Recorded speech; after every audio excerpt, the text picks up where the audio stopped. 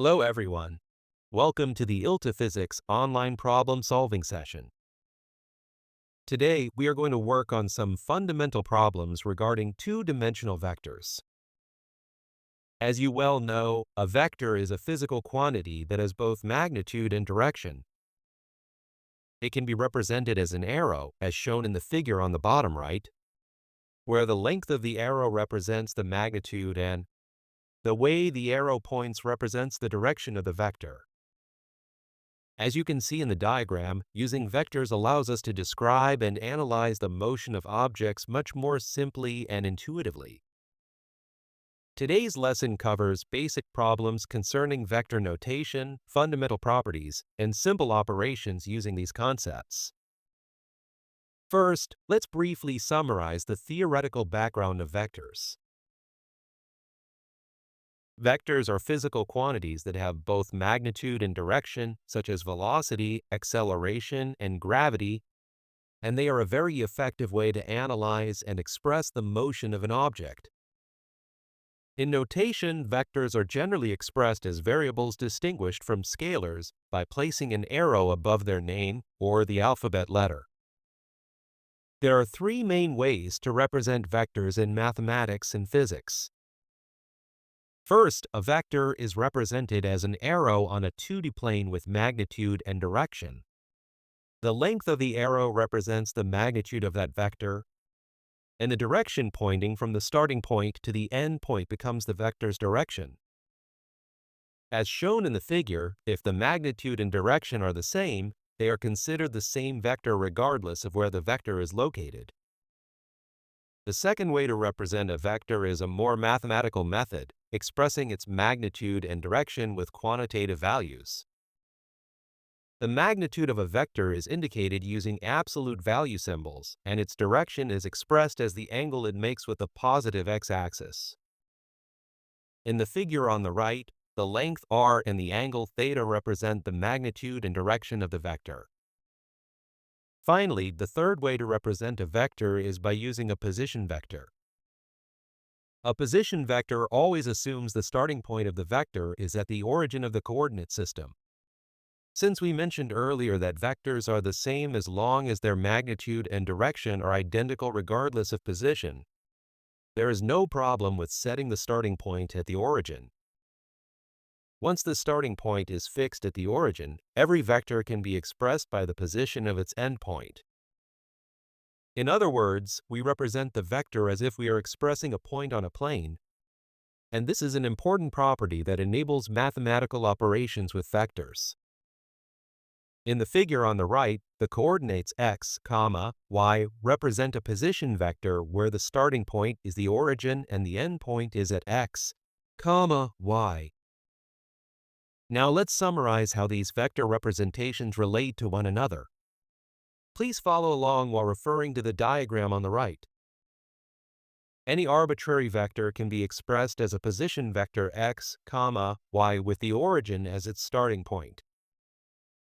The magnitude of this vector can be calculated using the Pythagorean theorem as the square root of the sum of the x component squared and the y component squared, and its direction can be calculated using the arctangent value.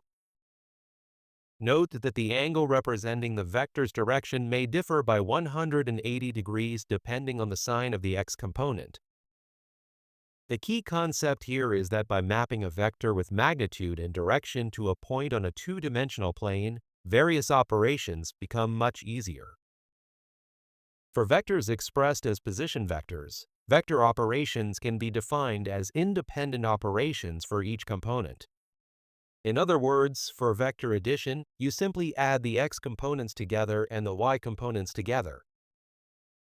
For vector multiplication, specifically scalar multiplication, it can also be calculated as an independent multiplication for each component.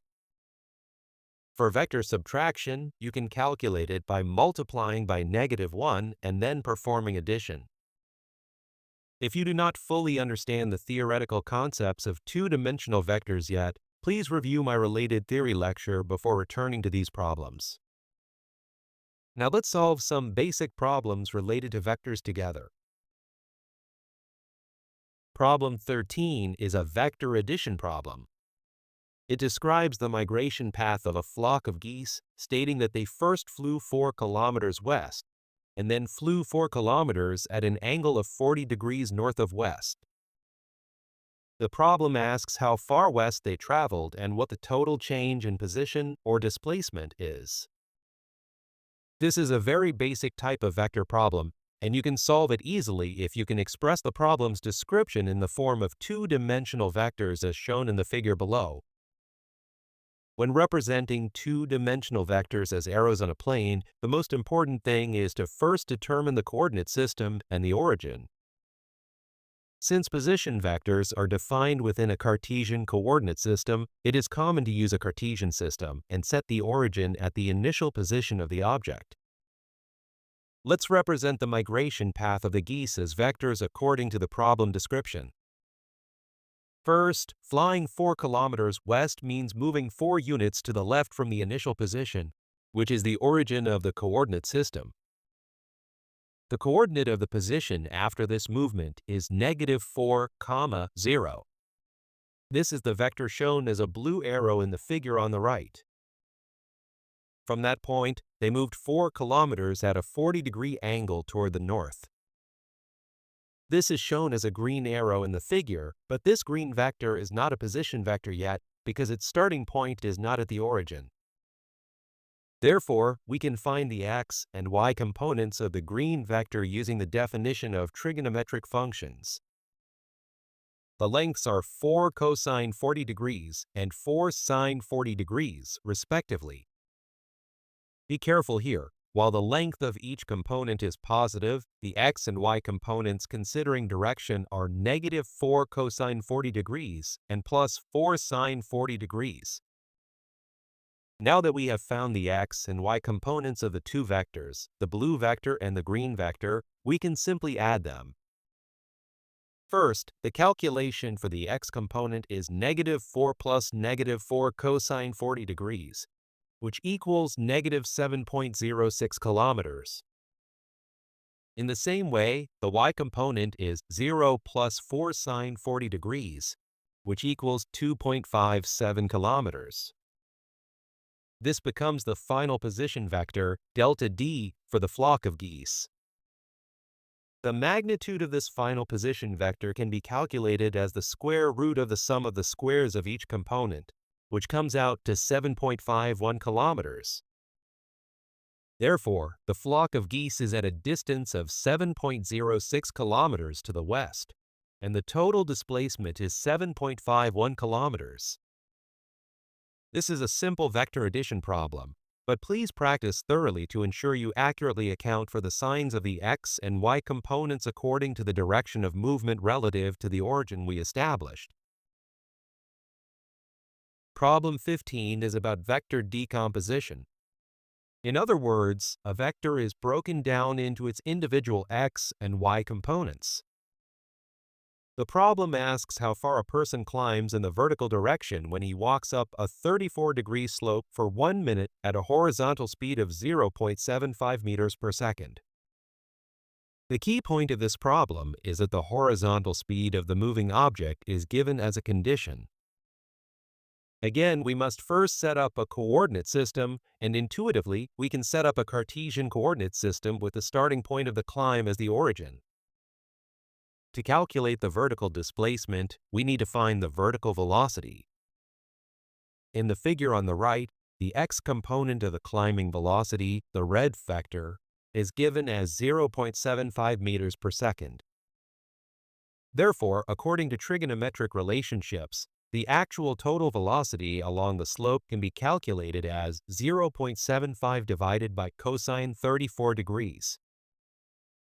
We could calculate this value numerically now, but we will leave it as is for now since it will be used directly in the next step. Accordingly, the vertical component is also calculated using the trigonometric relationship as 0.506 meters per second. Multiplying this calculated vertical component by the travel time gives a total vertical displacement of 30.35 meters. This is also a simple problem regarding the decomposition of a vector into x-axis and y-axis components. Please make sure you accurately understand each component through trigonometric relationships. That's it for today's lecture. Great job, everyone. I'll see you all next time.